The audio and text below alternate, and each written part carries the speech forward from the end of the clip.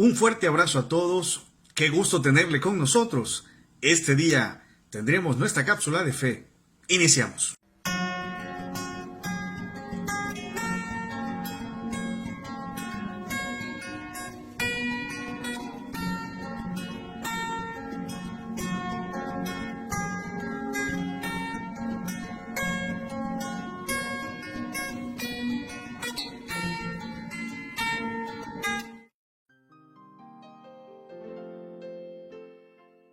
Bien, vamos a orar. Padre, te damos la gloria y la honra y agradecemos, Señor, tu misericordia. Gracias por acordarte de nosotros, por darnos todo lo necesario, Señor. Venimos a humillar el corazón sabiendo lo que somos y reconociendo también, Señor Jesús, que necesitamos de tu presencia en todo instante y en todo momento. Gracias, Señor, por estar al pendiente de todas nuestras necesidades, por nuestra salud, Señor. Bendícenos a cada uno de los que hoy estamos acá y vamos a tener, Señor, una pequeña enseñanza. Permite de igual manera, Padre, que este mensaje pueda llegar a muchas personas que lo necesiten, que puedan clarificar, Señor, aquellos pensamientos que tal vez en este momento, Señor, no están muy claros, y es el hecho de conocerte a ti.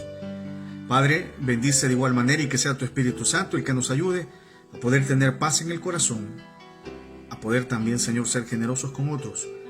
Y rogamos por aquel que está pasando gran necesidad, angustia y desesperación, Señor.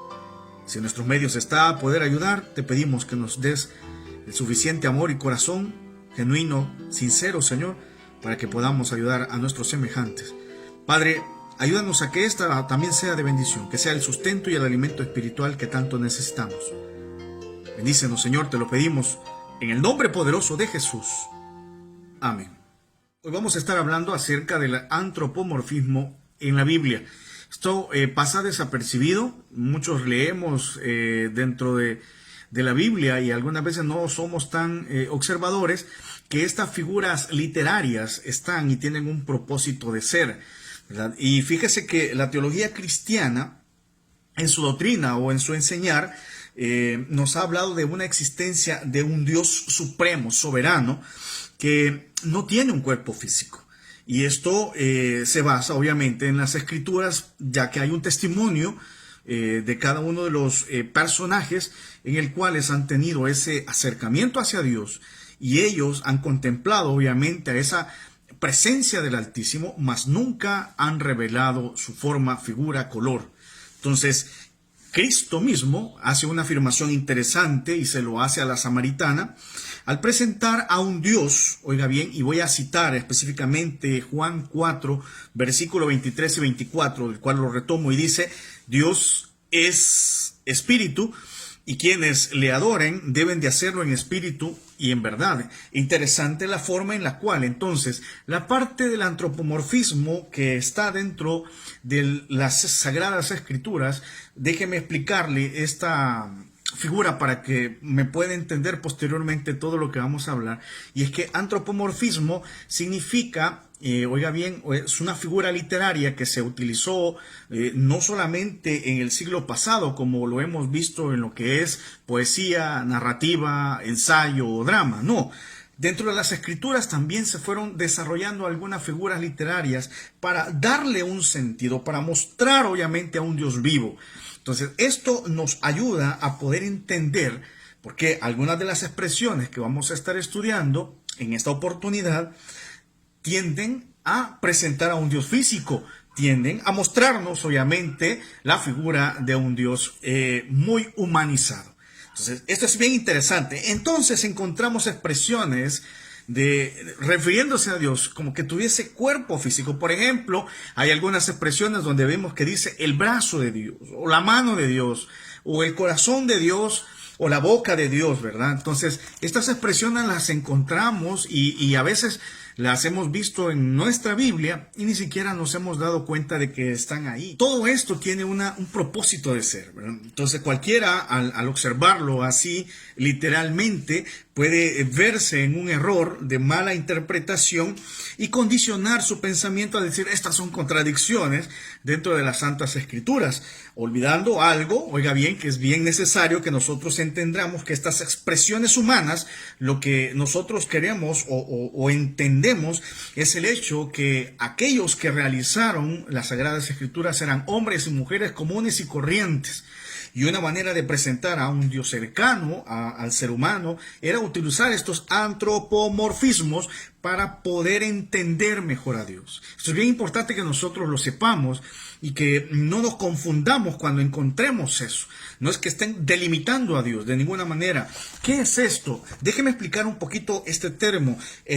El antropomorfismo, como le dije, es una figura retórica literaria usada obviamente para darle una expresión, una vivacidad o una emoción a esas palabras y en específicamente a ese término referido que nosotros conocemos como el Dios Altísimo. En otras palabras, es la atribución de características humanas, corporales, que dotan obviamente a ese Dios o a ese objeto o a ese animal, ¿verdad?, de ciertas expresiones. El uso del antropomorfismo no implica errores o contradicciones en el texto sagrado.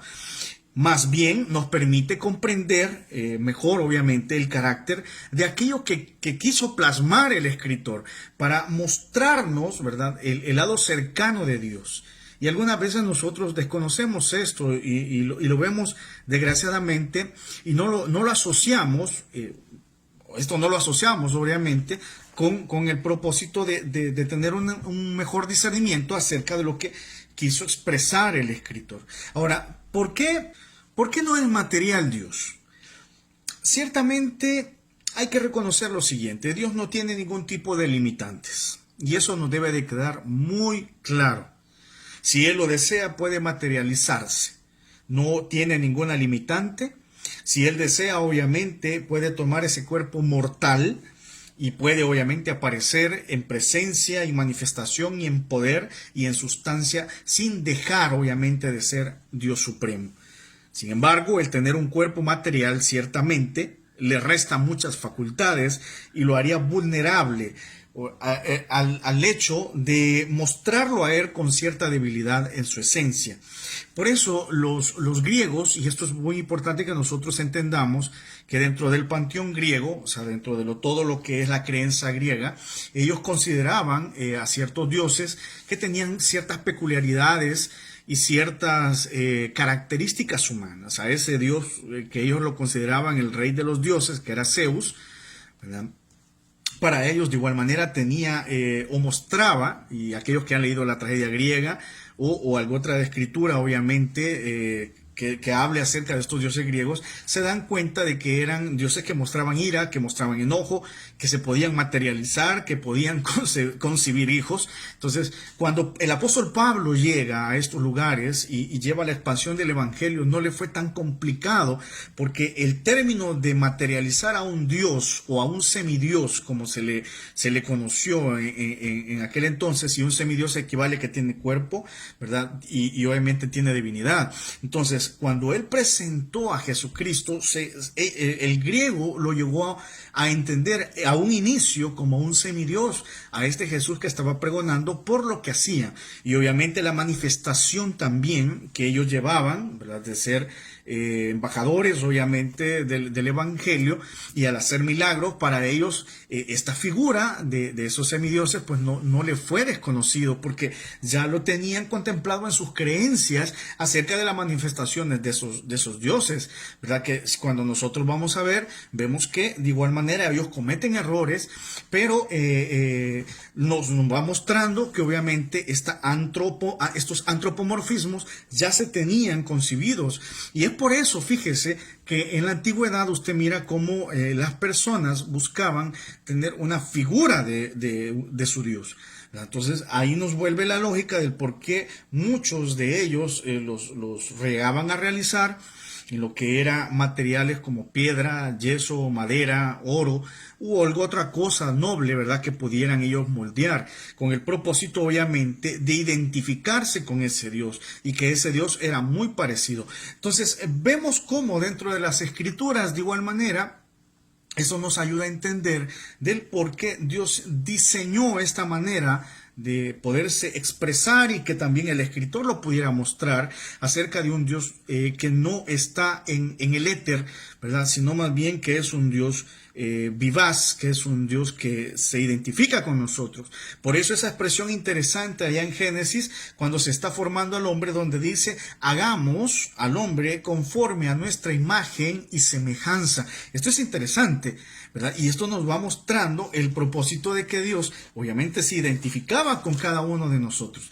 Hay unas expresiones bien muy llamativas de lo que es el rey David. Fíjese que en el Salmo 139, y si me permite lo voy a leer, obviamente, el Salmo 139, versículo 7, nos dice lo siguiente. Este es un concepto de cómo el rey David obviamente nunca puso una limitante física a Dios, siendo obviamente conocedor de las costumbres de muchos de los pueblos que estaban alrededor de Israel, que sí tenían figuras de dioses, ¿verdad? Ahora, vea lo que dice, y dice el versículo 7, ¿a dónde me iré de tu espíritu? ¿Y a dónde huiré de tu presencia? Si subiere a los cielos, allí estás tú. Y si en el Seol hiciere mi estrado, he aquí, allí tú estás. Si tomare las alas del alba y habitare en el extremo del mar, aún ahí me guiará tu mano y me asirá tu diestra. Y vea cómo en este último versículo 10 habla de que Dios tiene una mano, o que Dios tiene su diestra, ¿verdad? Que es la mano derecha. Entonces son expresiones antropomorfistas, ¿verdad?, que se utilizaron en el texto con el propósito de mostrar a ese Dios cercano y parecido al ser humano. Por eso es que nosotros nos damos cuenta que el hombre ha realizado figuras o ha buscado diseñar figuras en imágenes muy similares, ya sea a humanos o semi-humanos, o de cosas o de animales, ¿verdad? Y esto obviamente que lo hace con el propósito de sentirse cercano y identificado. Todos tenemos un conocimiento acerca de un Dios supremo, ¿verdad? Y aún aquellas culturas que no creen en Dios y que son politeístas, si usted observa, ninguno de ellos tiene extraterrestres como figuras de dioses. Tiene cosas obviamente que están en el plano terrenal y que las ha transformado en dioses. Si lo vemos desde el punto de vista, por ejemplo, de la India, si usted observa, hay muchos de sus dioses que tienen figuras humanoides, ¿verdad? O de animales como elefantes o gatos o bueyes. Entonces cada una de estas cosas obviamente las plasmó en esas figuras. Los egipcios de igual manera, cuando nosotros somos observadores, y si usted no lo conoce, pues investigue un poco y puede darse cuenta de que las figuras a las cuales venció Dios, y esto es muy importante que nosotros entendamos, a las figuras humanoides hechas obviamente de piedra, a las cuales venció Dios, como ranas, como gatos, ¿verdad? Porque cada una de esas estaban en esos templos en los cuales ellos adoraban, eran figuras que tenían forma humana mezclada con animales. Entonces, en las escrituras vemos, y es una prohibición que el Señor hace, en el cual dice que no nos hagamos imágenes de cosas que hay en el cielo, como las aves, ¿verdad? O alguna otra cosa que podamos ver, ya sea el sol o la luna, ¿verdad? Cosas que nuestros antepasados de igual manera, los mayas, y los pipiles, que es las tribus obviamente que rodearon Centroamérica, hacían. Si usted mira las esculturas, sus deidades igual eran serpientes, eran animales, o era el sol, o era la luna. Igual los egipcios tenían al dios supremo Ra, que era el sol, ¿verdad? Y esto obviamente va mostrando que el hombre siempre ha estado amarrado a ver estos antropomorfismos para acercarse a Dios. Entonces vamos a estar obviamente viendo algunas expresiones interesantes, ¿verdad?, en las próximas cápsulas acerca de estas expresiones que vamos a ver, que hablan de cosas que aparentan mostrar una figura humana de parte de Dios. Espero que esto le haya permitido a usted entender por qué se utilizan estas expresiones, y no es con el propósito obviamente de mostrar errores o vacíos dentro de la escritura, de ninguna manera. En tiempo antiguo nosotros obviamente estamos conocedores que la poesía, la narrativa, el ensayo y el drama utilizaron estas figuras. En tiempos de Cristo nosotros teníamos la figura de lo que era las parábolas y vea cómo el Señor las utilizaba para poder ejemplificar. Si ponemos en comparación, si ponemos en comparación las parábolas con las fábulas, usted ve que ambas dejan una enseñanza y obviamente son ficticias. Entonces es interesante ver que estos antropomorfismos que nosotros vemos en las escrituras, pues obviamente lo que nos están mostrando no es que Dios sea un ser humano, ni es que Dios tenga una figura física de ninguna manera. Sin embargo, Él lo puede adoptar si Él lo desea. Caso típico es el hecho cuando se mostró una mano que hizo una escritura, obviamente con Belsasar, ¿verdad? Aquel que ha visto este texto, obviamente entiende que el rey se asustó al ver, obviamente, que se estaba escribiendo ese texto Mené, Mené, ¿verdad? Y obviamente que esto causó el asombro de muchos, ya que no es común y corriente, pues que de la nada aparezca la figura nada más de una mano dibujando ciertas escrituras. Entonces, voy a dejar hasta acá esta primera explicación acerca de estos antropomorfismos y posteriormente vamos a ver algunas expresiones que sí encontramos, como le acabo de leer en el Salmo 39, 7, 10, donde habla acerca de la mano de Dios y de la diestra de Dios que es poderosa. Entonces, esto era con el propósito de poder explicar, ¿verdad?, que Dios tiene poder, que Dios tiene presencia, que Dios está obviamente al tanto de su pueblo, como también lo está al tanto de nosotros. Yo espero que esto pueda ser también de bendición para usted, con el propósito de explicarle un poco más, ¿verdad?, acerca de lo que encontramos dentro de lo que son las Sagradas Escrituras y que nos pueden servir de mucho, pero mucho conocimiento si nosotros obviamente las queremos entender y discernir. Un fuerte abrazo a la distancia, gracias por estar al pendiente de estas pequeñas cápsulas de fe y espero de igual manera que pueda ser de bendición cada una de las cosas que vamos a ver a lo largo pues de estas enseñanzas. Dios me le bendiga, cuídese mucho y de igual manera, ¿verdad?, un fuerte abrazo allá a la distancia.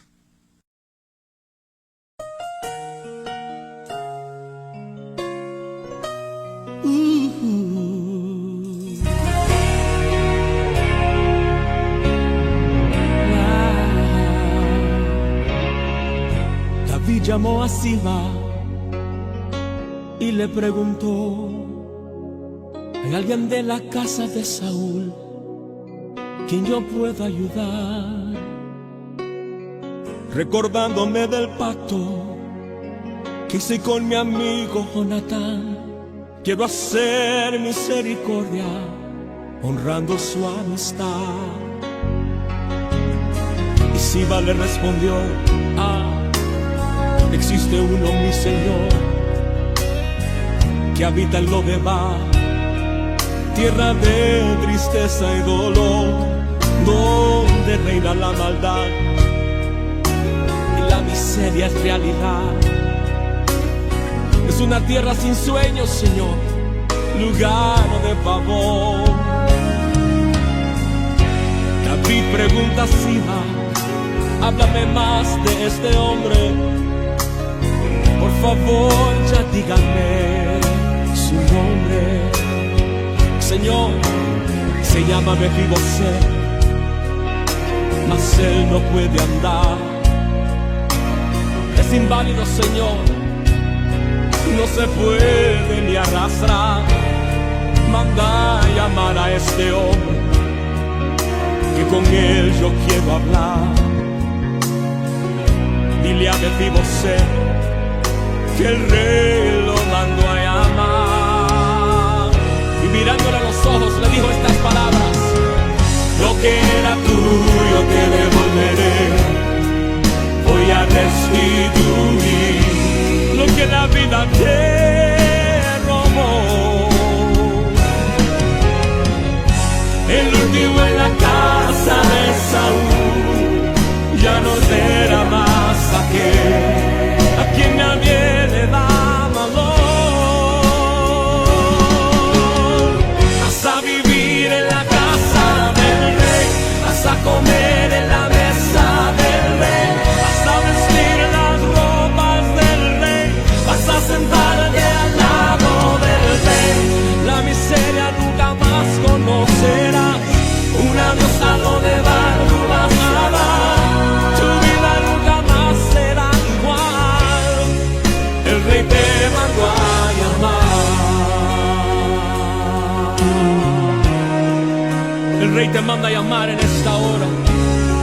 Y escucha bien lo que Él quiere decirte en este momento. Lo que era tuyo te devolveré. Voy a restituir lo que la vida te robó. El último en la casa de Saúl ya no será más aquel a quien nadie le da valor. Vas a vivir en la casa del rey, vas a comer en la mesa del rey, vas a vestir las ropas del rey, vas a sentarte al lado del rey. La miseria nunca más conocerás, un adiós a lo de bar tú vas a dar, tu vida nunca más será igual. El rey te mandó a llamar. Escucha bien lo que te digo. El rey te mandó a llamar. Todo lo que el enemigo te robó hoy, Él te lo devuelve al 100 por 1. El rey te mandó a llamar.